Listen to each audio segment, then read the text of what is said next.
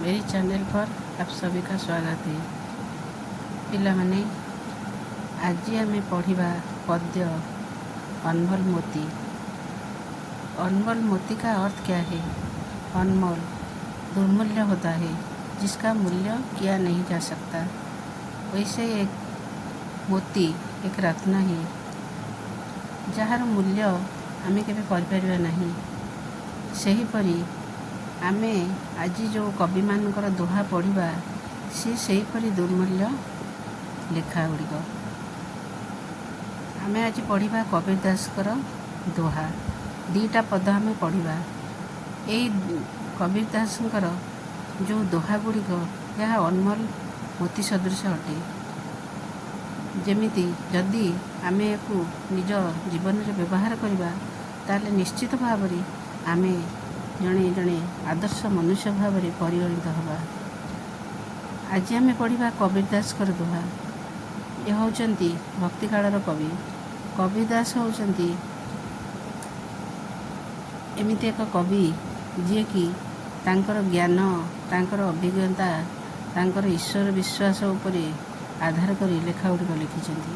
कबीर दासकर जन्म 1398 मसीह होता एक हिंदू परिवार, किंतु से लालन पालन होते एक मुसलमान परिवार।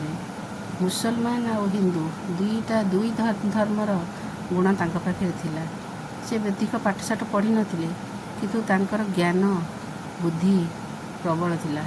से बहुत भाषार अधिकारी थिले।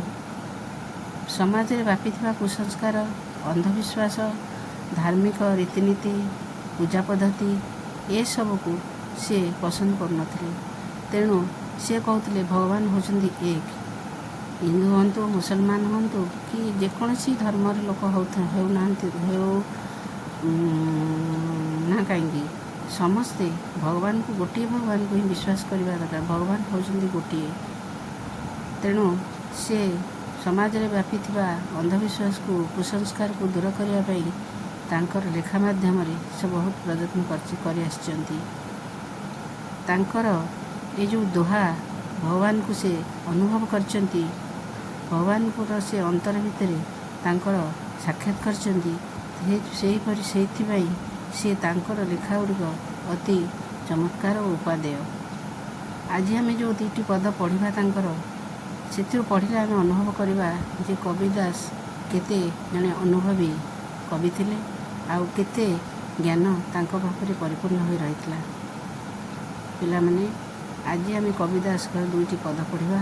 प्रथमे पद दुईटी को आग रीडिंग करुच्ची। मनीषा जन्म दुर्लभ है, देह न बारंबार, तरुबर थे फल झड़ी पड़ा, बहुरी न लगे डार। सोना सजन साजन टूटी, जुरे सौबार, दुर्जन कुंभार के एक ही धक्का दरार। प्रथम दोहा होची मनीषा जन्म दुर्लभ है, देह न बारंबार। कभी कहते हैं मनुष्य का जन्म दुर्लभ होता है, वो बार बार नहीं मिलता। हमारे जो मनुष्य शरीर है ना, वो बारंबार नहीं मिलेगा हमें। जैसे एक पेड़ में एक बार अगर एक फल नीचे गिर जाता है तो हम लाख कोशिश करने पर भी वो डाली पर नहीं लगता। वैसे ही मनुष्य जन्म एक बार मिलता है। हमें अगर उस जन्म में हम कुछ अच्छा काम ना करके उसको सार्थक न बनाए तो हमें बार बार ये जन्म नहीं मिलेगा। मनुष्य शरीर बार बार नहीं मिलता। मनुष्य जन्म व मनुष्य का शरीर मिलना दुर्लभ होता है, कारण मनुष्य सबसे बुद्धिमान प्राणी है। मनुष्य के पास बुद्धि है, ज्ञान है, बल है, भाषा है, मनुष्य के पास सब कुछ है। इसीलिए मनुष्य जन्म को हम साकार बनाना चाहिए।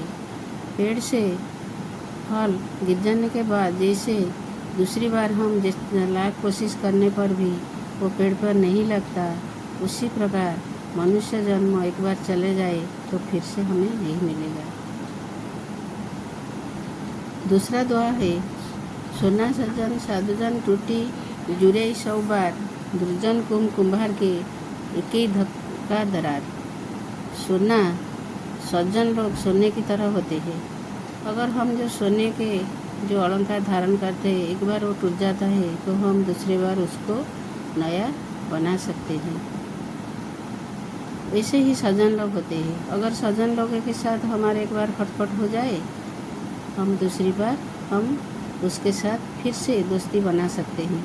मगर दुर्जन के साथ एक बार हमारा दोस्ती बिगड़ जाए, दुर्जन के साथ एक बार हमारा खटपट हो जाए तो हम दूसरी बार दुर्जन के साथ हमारा नहीं बनता, क्योंकि दुर्जन लोग कुम्हार के सदस्य होता है। कुम्हार के कुंभ के सदस्य होते हैं। कुम्हार के कुंभ कैसा होता है, जो एक बार यदि कुंभ टूट जाता है तो हम लाख कोशिश करने में वो दूसरी ओर से जोड़ नहीं सकते।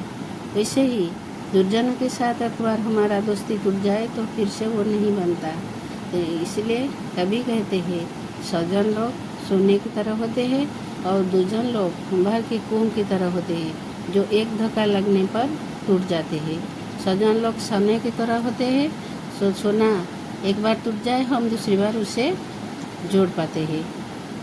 तेणु कवि कहते सज्जन व्यक्ति होचंती सधन साधु व्यक्ति होचंती सुना अलंकार भलिया सुना भलिया। सुना जमती आम सुनारे यदि गोटे गहना पिंधुचे ता भांगी जाउची ताकू द्वितीय बार आम चाहिले ताकू नुआ तैयारी करि पारुचे। किंतु दुर्जन व्यक्ति होचंती कुम्भार कुंभ सदृश बा घोड़ा सदृश। यदि कुम्भार कुंभ बा घोड़ा थरे भांगी जाए ताकू आम जेते चेष्टा कले मध्य आउ पुणी से भली भाव में गोटे नुआ घोड़ा आम बन पारानी ताकू नहीं। तेणु सुरजन मान सहित जदि बंधुता आमर भांगी जाए ताले आम आउ बंधुता तांक सहित जोड़ी पारिबा नहीं। तेणु कविंकर लेखा बहुत हृदयस्पर्शी और बहुत उपादेय। पिला माने आपको जदि आम तमे माने तुम जीवन में आपको व्यवहार कर तमें ताले निश्चित भाव में जड़े जड़े भल मनीष भाव में ये दुनिया रे परिगणित हम। मनीषा जन्म दुर्लभ है देह न बारंबार तरुबर थई फल झड़ी पड़िया बहरी न लगे डार। सुना सज्जन साधुजन टूटी जुड़े सब बार दुर्जन कुम्भार के एक ही धक्का तरार। मनीषा जन्म दुर्लभ है। मनुष्य जन्म दुर्लभ होता है। मनुष्य शरीर व देह बारंबार नहीं मिलता, इसलिए हम इस बार जो जन्म लिए हैं मनुष्य का उसको साकार बनाना चाहिए। अच्छा काम करके हमारे जीवन को सार्थक बनाना चाहिए। ऐसे ही तरुबर थे फल झड़ी पड़ा। अगर तरुबर में जो फल होता है, जो अगर वो फल एक बार नीचे गिर जाता है तो हम लाख कोशिश करने पर भी वो पेड़ से फिर से नहीं लग सकता। उसी प्रकार मनुष्य जन्म भी एक बार चले जाए तो दूसरी बार हमें नहीं मिलेगा। बहुत जन्म के बाद हम मनुष्य शरीर मिला है। मनुष्य में बुद्धि होता है, ज्ञान होता है, भाषा मनुष्य बोल सकता है जो जानवर नहीं बोल सकते।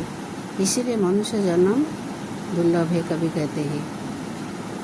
फल अगर पेड़ से एक बार नीचे गिर जाए हम लाख कोशिश करने पर भी वो डाली में दूसरी बार नहीं से लग सकता। मनुष्य शरीर वैसे एक बार चले जाने के बाद दूसरी बार नहीं मिलेगा। मनुष्य जन्म दुर्लभ हुए दुर्लभ अटे। मनुष्य शरीर हमको बारंबार मिलिब नहीं। जदि आमे मनुष्य शरीर पाइचे ताले से मनुष्य शरीर को सार्थक बनवाई मनुष्य जन्म को सार्थक बनवाई आमको भल भल कम करने पड़ो।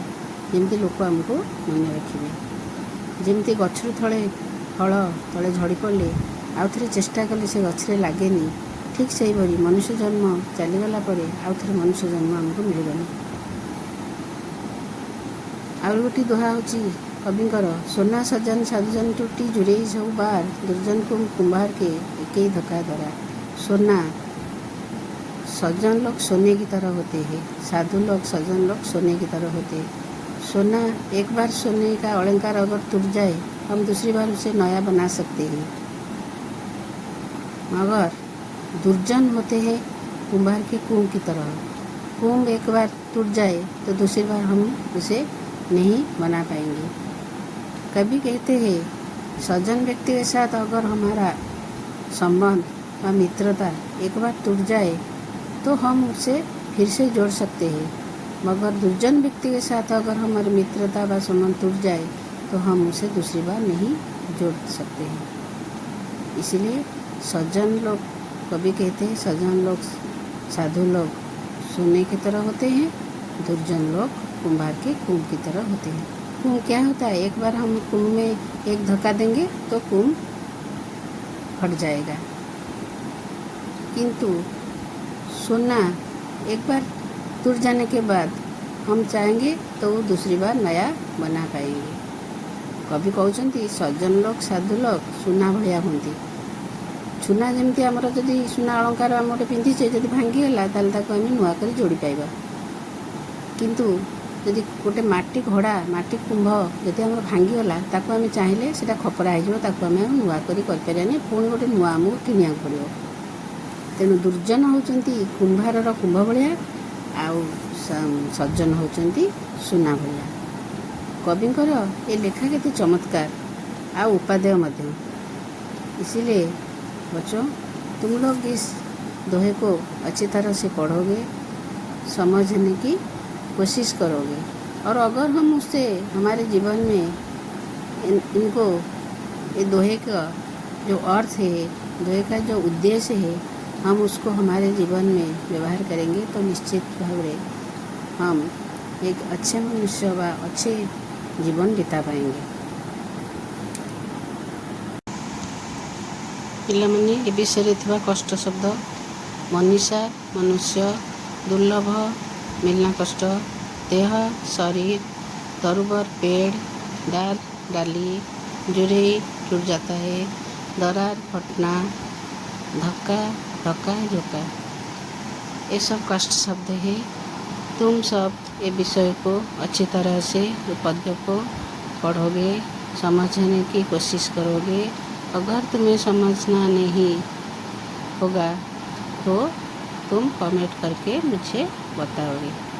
मु पुणी थरे तुमको आउ थरे बुझेबाकू चेष्टा करिबी।